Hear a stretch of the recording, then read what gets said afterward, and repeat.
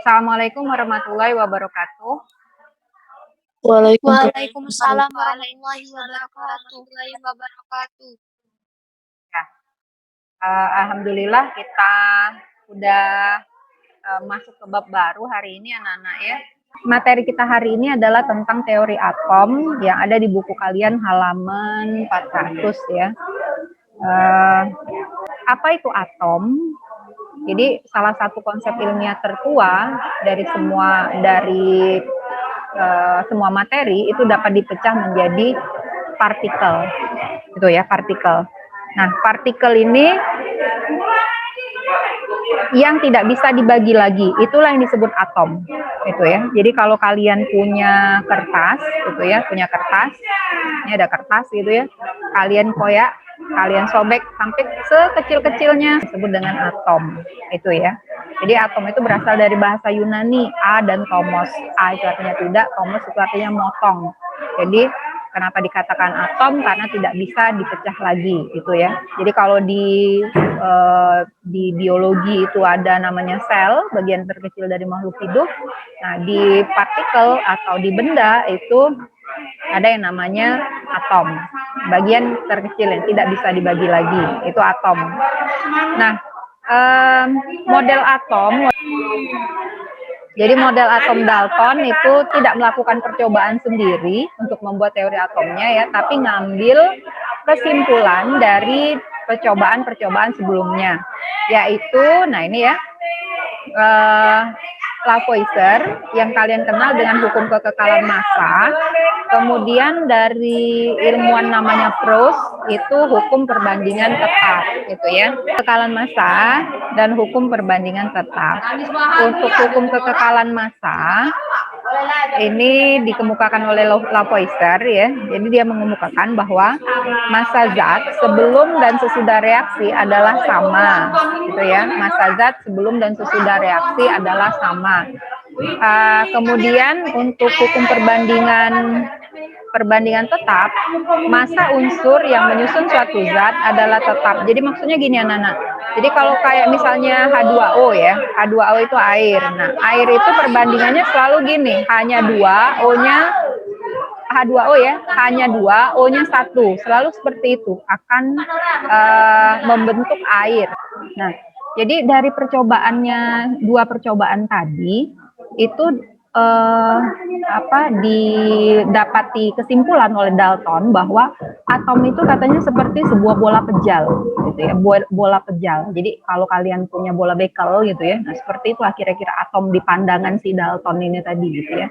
Jadi yang namanya atom itu seperti sebuah bola pejal yang merupakan bagian terkecil dari suatu benda yang tidak dapat dibagi lagi, katanya seperti itu ya. Dan tentu saja model atom Dalton ini banyak revisinya nanti gitu ya, karena ternyata atom itu bukan bagian terkecil, nanti kita akan lihat gitu ya. Atom itu masih bisa dibagi lagi. Kelemahannya apa saja? Nah ini, tidak dapat menjelaskan perbedaan antara atom unsur yang satu dengan atom unsur yang lain, gitu ya. Maksudnya gini, perbedaan atom unsur yang satu dengan atom unsur yang lain, misalnya kenapa kalau bagian misalnya H2O gitu ya cair, sementara misalnya O2 itu udara ya, udara itu kenapa berupa gas gitu ya, padahal sama-sama terdiri atas O gitu ya, atom oksigen. Nah, dia tidak bisa menjelaskan oleh si Dalton ini tadi. Ini. Yang kedua, teori atom Dalton ini tidak dapat menjelaskan sifat listrik. Sifat listrik itu dalam artian, listrik itu kan artinya elektron yang meloncat gitu ya, elektron yang meloncat, yang bergerak, itulah yang disebut dengan aliran listrik, kan gitu ya. Nah, di situ teori atom Dalton itu tidak bisa menjelaskan itu ya. Bagaimana mungkin sebuah bola pejal gitu ya bisa menghantarkan listrik, kan gitu ya. Nah, kemudian yang ketiga, atom Dalton ini tidak dapat menjelaskan cara atom saling berikatan. Berikatan atom itu kan banyak ya, ada ikatan kovalen, ada ikatan ion, ikatan van der Waals, itu di kimia gitu ya. Kemudian yang berikutnya, teori atom Dalton itu di dalam teorinya itu, menurut teorinya tidak ada atom yang berubah akibat reaksi kimia. Sedangkan ternyata dengan reaksi kimia nuklir itu atom dapat berubah menjadi atom lain, gitu ya. Dapat berubah menjadi atom lain. Jadi misalnya nih uranium gitu ya. Uranium itu bahan pembuat atom gitu ya, bahan pembuat bom atom. Nah, uranium ini bisa berubah menjadi thorium dengan memancarkan helium, partikel alfa gitu ya. Artinya dia bisa berubah gitu ya. Atau nitrogen ditembakkan dengan helium, dia akan menjadi oksigen ditambah dengan hidrogen. Nah, seperti itu. Ternyata bisa atom satu menjadi atom yang lain seperti itu. Oke. Nah, ini menurut teori atom Dalton ya. Jadi kalau misalnya ada unsur X, ada unsur Y, misalnya berubah menjadi molekul, misalnya ini H2O gitu ya. H-nya 2, O-nya 1 gitu ya. Nah, seperti ini akan menjadi ini. Ini menurut teori atom Dalton. Nah, karena ada kelemahannya itulah, maka muncul teori atom berikutnya, model atom berikutnya, namanya model atom Thomson. Cuma bedanya teori atom Thomson dengan yang sebelumnya, yang Dalton tadi kan memanfaatkan data dari percobaan yang sudah dilakukan oleh orang gitu ya, oleh ilmuwan lain gitu ya. Nah, kalau Thomson dia melakukan percobaan sendiri. Jadi dia buat alat sendiri, dia melakukan percobaan sendiri, kemudian dia menyimpulkan sendiri. Percobaan seperti ini. Jadi ini namanya tabung sinar katoda anak-anak ya. Tabung sinar katoda itu benda aslinya ada di TV layar TV tabung gitu ya. TV tabung tuh TV yang tebel itu nah, ya. Kalau TV kalian tipis, itu TV layar datar namanya. TV layar datar itu pasti terdiri atas LCD, LED gitu ya. Liquid Crystal Display. Tapi kalau TV-nya layar cembung itu yang tebel ya, itu pasti di dalamnya ada tabung. Nah, tabungnya itulah yang kita namakan dengan tabung sinar katoda gitu ya.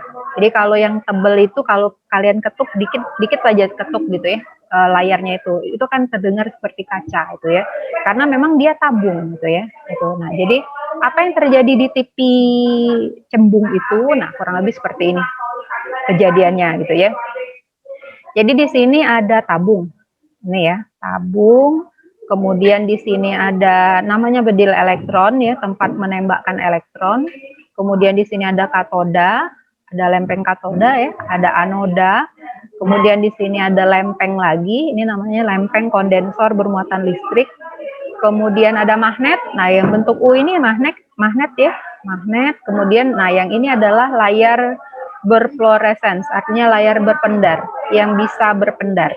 Jadi kalau kalian bisa lihat film ya, gambar di TV, itu sebenarnya kita sedang memanipulasi anak-anak ya. Jadi memanipulasi elektron. Kita buat elektron itu sesuai dengan maunya kita, gitu ya. Nah, caranya pakai apa? Nah, seperti inilah nih ya.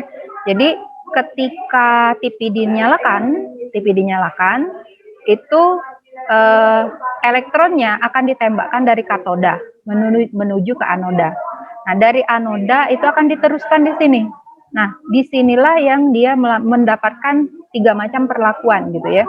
Jadi kalau elektronnya itu hanya ada medan listrik dalam arti di sini yang lempeng bermuatan listrik ini dihidupkan, magnetnya dimatikan, itu dia akan terpental ke atas gitu ya, yang di nomor 1 nih gitu ya.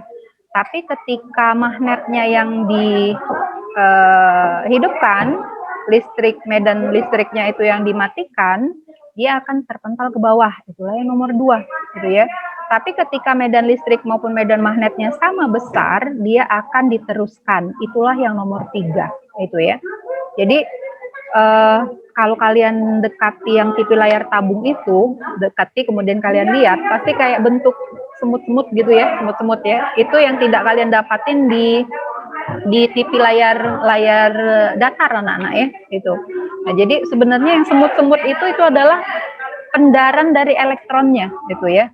Pendaran atau fluorescence dari elektronnya itu tadi.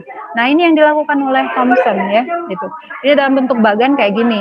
Nah, dalam bentuk aslinya, nah bentuknya seperti ini kira-kira. Ini ya. Jadi ketika medan listrik, medan magnetnya sama besar seperti ini. Nih. Kemudian ketika, nah kalau ini dia memanfaatkan magnet gitu ya. Ketika kutub utara selatannya dia gunakan, akan seperti ini ke bawah gitu ya ininya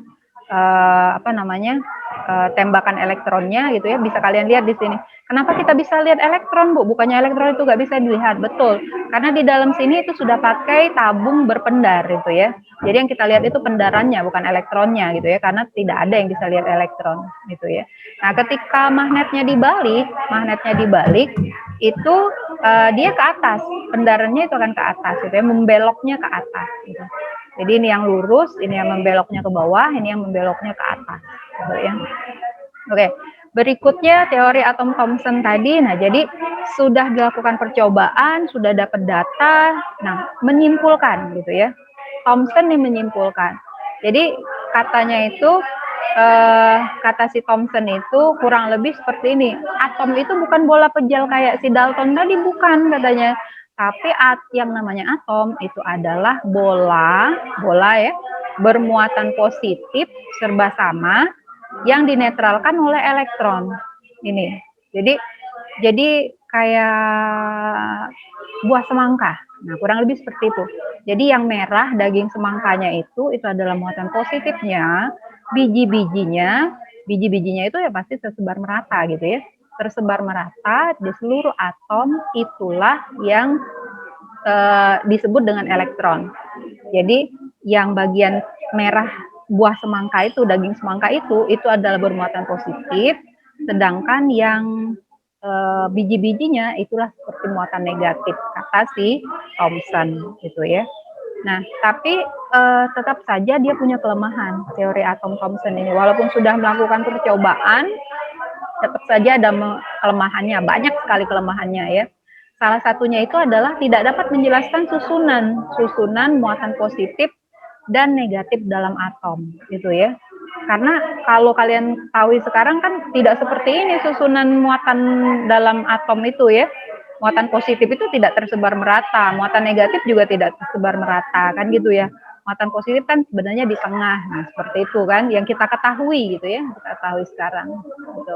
Nah, oleh karena itu dilakukan percobaan berikutnya oleh Rutherford. Nah, Rutherford ini sebenarnya dia tidak melakukan percobaannya secara langsung ya. Yang melakukan percobaannya itu adalah mahasiswanya, namanya Geiger dan Marsden. Nah, percobaannya ini seperti ini. Jadi ada pemancar partikel alfa, ini ya kotak ini, pemancar partikel alfa. Kemudian ada layar berpendar, ini yang berwarna ini. Kemudian di sini ada celah, kemudian ini ada lempeng emas tipis, gitu ya, lempeng emas tipis. Nah, jadi yang dilakukan percobaan oleh Geiger dan Marsden ini tadi, oleh mahasiswanya Rutherford tadi, ini dia menembakkan partikel alfa, gitu ya, menembakkan partikel alfa. Ternyata yang dihasilkan dari tembakan tadi, yang kelihatan di layar berpendar ini tadi ada tiga macam lintasan gitu ya. Yang pertama, nah ini ya, yang pertama, sebagian besar dari partikel alfa itu menembus lempeng logam emas tadi ya, lempeng logam emas tadi tanpa pembelokan. Ada sebagian 1 dari 20.000. Nah, itu mengalami pembelokan. Pembelokan itu yang mana? Yang ini. Ini ya, yang ini. Ini pembelokan nih. Ini juga yang ke atas, belok ke atas. Ada yang belok ke bawah, ada yang belok ke atas gitu ya. Nah, kemudian ada juga yang berbalik arah, artinya mental. Nah, yang kayak ini ya, ini mental nih. Ini mental. Kalau ini kan dibelokkan, kalau ini dibelokkan. Kalau ini mental. Nah, dapat fenomena seperti itu, mulailah si Rutherford ini membuat sebuah kesimpulan. Kalau kayak gitu, kira-kira yang terjadi dalam atom itu kayak kenapa dia bisa diteruskan? Karena di dalam atom itu sebagian besar adalah ruang hampa. Itu yang pertama katanya. Dia menjelaskannya seperti itu, gitu ya. Yang kedua, kenapa dia bisa berbelok? Itu karena dia mengenai sesuatu yang keras, kan kesenggol gitu ya. Nah, inilah dia kesenggol ini tadi. Tapi kalau misalnya ketemunya pas, kena di bagian tengah gitu, dia akan terpental. Nah itu. Jadi bagian tengah yang keras inilah yang kita sebut dengan muatan positif atau proton. Itu ya. Kalau kata si Rutherford. Jadi dia itu ada fenomena, dia jelaskan. Kurang lebihnya kenapa ada ini, karena ini. Nah itu ya. Nah nanti kalian pun akan ketika mahasiswa itu ya akan kalian lakukan. Ada fenomena ini, kenapa terjadi fenomena ini, karena ini. Nah seperti itu. Jadi tidak lagi dosen tidak lagi menjelaskan kayak guru SMA sekarang gitu ya. Kalian harus mencari sendiri, itu mahasiswa gitu ya. Tuh. Nah, jadi itu yang disimpulkan oleh Rutherford. Jadi kata Rutherford, atom itu terdiri atas inti bermuatan positif atau proton yang ukurannya sangat kecil, tapi di tempat kecil itulah itu letak seluruh massa atom. Jadi bagian yang paling beratnya itu ya, itu yang disebutkan oleh Rutherford. Nah, kemudian proton itu katanya letaknya pada inti di tengah, sedangkan elektron itu bergerak mengelilingi inti. Jadi kayak planet dalam tata surya gitu ya. Jadi kalau mau menghafalnya, ya menghafalnya, memahaminya kalau Dalton itu katanya atom kayak bola pejal. Kalau Thomson itu katanya atom kayak buah semangka gitu ya. Nah, kalau kata si Rutherford ini atom itu kayak tata surya. Ada mataharinya itu adalah muatan positifnya atau protonnya, sedangkan planet-planet yang mengelilingi itu adalah elektron. Itu kata si Rutherford gitu ya. Nah, bentuknya seperti ini. Nah, kemudian ada kelemahannya, pasti ada kelemahannya gitu ya. Kelemahannya apa? Nih, model atom Rutherford itu tidak dapat menjelaskan kestabilan atom. Jadi atom di dunia ini stabil ya, rata-rata semuanya stabil kecuali yang ada di dalam reaktor gitu ya. Nah, itu atom tidak stabil, reaktor nuklir gitu ya. Jadi sesuai dengan hukum Coulomb anak-anak ya. Jadi kalau dia muatan yang inti tengah itu kan muatan positif gitu ya. Nah, yang elektron itu kan muatan negatif gitu ya. Kalau positif ketemu negatif kan dia akan tarik menarik. Logikanya gitu kan ya.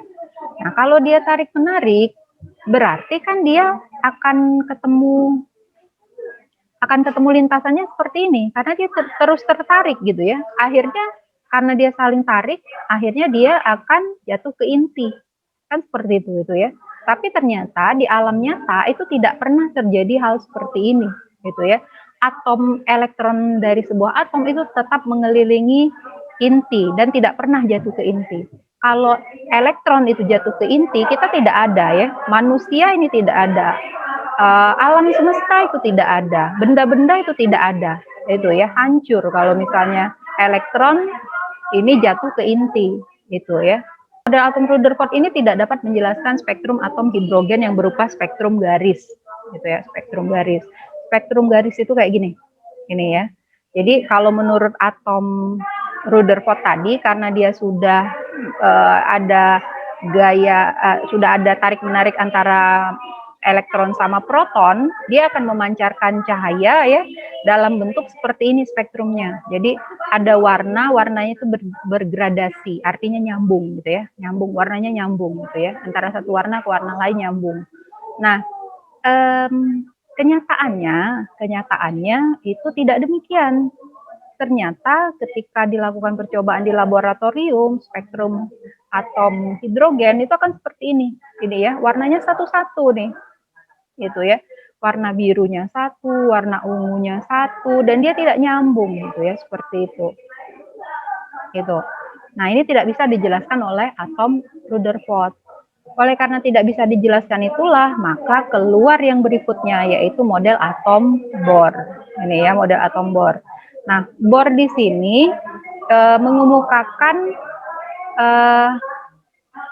bukan kesimpulan, mengemukakan sebuah teori yang bisa menjawab dari atom Rutherford tadi, itu ya.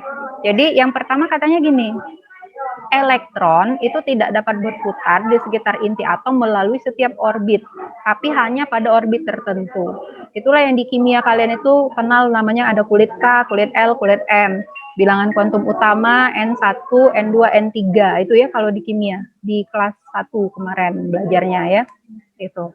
Nah, jadi yang kulit K itu kan hanya boleh terisi 2 elektron gitu ya. Kalau sudah lebih dari 2 pasti jatuhnya ke kulit L, kan gitu ya, gitu, di kimia, gitu ya. Nah, jadi dia kalau di kimia itu kan ada 2, 8, 18 gitu kan ya, jumlah elektronnya. Karena dia harus mengikuti dari pengaturan ini tadi. Dia tidak bisa berputar di setiap orbit, tapi hanya pada orbit tertentu, gitu ya. Nah, kalau dia pindah dari suatu orbit ke orbit yang lain, dia harus bisa membebaskan atau menyerap energi, gitu ya. Harus bisa membebaskan atau menyerap energi, gitu. Kemudian orbit-orbit yang diperkenankan itu ditempati oleh elektron adalah orbit yang momentum sudutnya kelipatan bulat dari H per 2V atau ini dikenal dengan kalau di istilah fisika itu namanya hadirak gitu ya, hadirak. H per 2V. H itu adalah sebuah konstanta ya, konstanta dibagi dengan 2V. 2V pun konstanta. Jadi ini adalah konstanta. Itu akan kita pelajari di berikutnya gitu ya. Nah, jadi di sini anak-anak ya, model atom Bohr. Jadi kalau elektron, ini elektron ya, ini atom, model atom gitu ya. Ini inti atom proton gitu ya, tengah-tengah proton, muatan positif, elektron mengelilingi inti atom, kan gitu ya. Ini bilangan kuantum utamanya N1, N2, N3.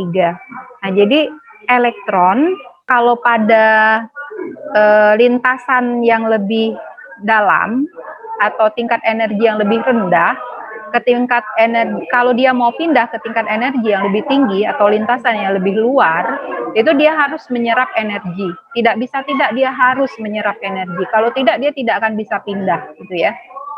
Nah, kemudian kalau dia dari lintasan yang lebih luar, mau pindah ke lintasan yang lebih dalam, atau dari lintasan yang tingkat energinya lebih tinggi, mau ke tingkat energi yang lebih rendah, dia harus melepaskan energi.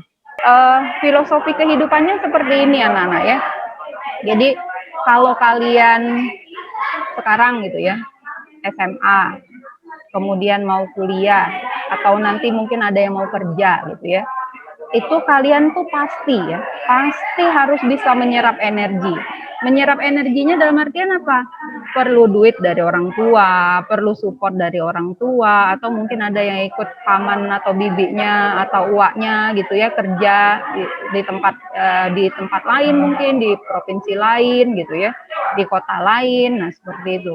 Itu pasti perlu yang namanya menyerap energi, memerlukan dorongan, motivasi. Energi ini dalam bentuk macam-macam Nana ya. Ada perlu motivasi, ada perlu dana gitu ya, itu. Jadi dari tingkat energi yang lebih rendah ke tingkat energi yang lebih tinggi itu ya, itu harus menyerap energi, sudah pasti. Sama kayak elektron ini gitu ya. Mungkin ada yang jadi menteri gitu ya, ya wallahu alam nasib masing-masing anak-anak ya, itu. Nah, jadi ketika kalian sudah dari energi yang lebih tinggi, itu ingatlah filosofi elektron ini. Itu. Jadi ketika dia sudah dari puncak energi yang lebih tinggi, pindah ke energi yang lebih rendah, dia akan melepaskan energi. Energinya adalah bentuk apa? Macam-macam gitu ya. Perbanyak zakat, perbanyak infak itu ya. Perbanyak motivasi untuk anak-anak yang masih muda-muda itu ya. Jadi dari elektron nih kita belajar, oh ternyata kehidupan itu kayak gitu ya. Kalau sudah dari tingkat energi tinggi ke tingkat energi rendah, itu harus melepaskan energi. Kalau tidak dilepaskan bagaimana Bu? Macam-macam tadi bentuknya ya. Macam-macam. Kalau yang tidak mau melepas, kalau dia kaya tidak mau melepaskan kekayaannya kayak gimana? Kayak korun gitu ya. Kalau yang punya kekuasaan tidak mau melepaskan kekuasaannya kayak siapa? Kayak Firaun, kayak gitu anak-anak ya. Jadi belajarlah dari elektron gitu ya. Nah, kelebihan untuk teori atom Bohr, kelebihan teori atom Bohr ini dia telah dapat menjelaskan spektrum atom hidrogen. Gitu ya. Tadi kan gini, ini kan teori atomnya tadi. Nah, ini tadi ya. Spektrum atom hidrogen ini kan kayak gini tadi ya. Kelebihan ini, kekurangan, nah tetap aja ada kekurangan ya. Walaupun sesempurna apapun, tetap ada kelemahan, ada kekurangan. Apapun itu ya, sama orang juga kayak gitulah. Sesempurna apapun pasti dia punya kekurangan. gitu ya. Sekaya apapun dia pasti ada kelemahan, ada kekurangan gitu ya. Nah, sama kayak teori atom Bohr juga. Nah, jadi teori atom Bohr ini kelemahannya ada 3 di sini. Yang pertama, dia hanya dapat menerangkan spektrum atom hidrogen. Jadi yang hanya ada 1 elektron saja kayak yang tadi ya. Dia sudah bisa menjelaskan kenapa spektrumnya di spektrum pita gitu ya tadi. Bukan spektrum kontinu gitu ya. Itu. Tapi kalau untuk atom dengan elektron banyak kayak U35 uranium tadi ya, itu tidak bisa dijelaskannya. Kemudian dia tidak dapat menerangkan efek Zeeman, pecahnya garis spektrum bila atom berada dalam medan magnet. Jadi kalau ada speaker itu kan isinya itu kan magnet gitu ya, magnet. Ketemu dengan TV itu medan listrik gitu ya. Nah, satu medan magnet, satu medan listrik ketemu gitu ya, itu akan saling mempengaruhi gitu ya. Nah, jadi kalau yang kejadiannya seperti itu biasanya TV-nya itu akan ada kadang-kadang jadi warna ungu gitu ya, dikit warna ungu, melengkung dikit gitu ya. Kemudian yang ketiga, kelemahan teori atom Bohr itu dia tidak dapat menjelaskan adanya struktur halus pada spektrum, yaitu 2 atau lebih garis yang sangat berdekatan. Yang tadi ya, yang kenapa antara warna-warna ini sama warna-warna ini ada satu dekat sekali, ada satu jauh sekali itu ya, itu tidak tidak bisa dijelaskan oleh teori atom Bohr gitu. Ya, udah. Kalau tidak ada yang mau ditanyakan, itu saja untuk pertemuan kita hari ini ya. Ya, tetap semangat ya. Itu tadi ya. Tetap jaga kesehatan. Ya, insya Allah untuk tahun ajaran baru nanti kalian sudah punya status baru, bukan lagi sebagai siswa ya, sebagai mahasiswa. Mahasiswa harus bisa belajar mandiri, belajar sendiri. Banyak tanya, banyak baca, gitu ya. Banyak tanya, banyak baca, gitu ya. Ya, itu saja untuk pertemuan kali ini. Lebih dan kurangnya Ibu mohon maaf. Wassalamualaikum warahmatullahi wabarakatuh. Waalaikumsalam. Makasih banyak, Bu. Makasih banyak. Ya, sama-sama. Yang sudah selesai ya silakan log out ya, keluar dari Zoom-nya. Yang sudah absen ya, yang belum absen silakan absen dulu.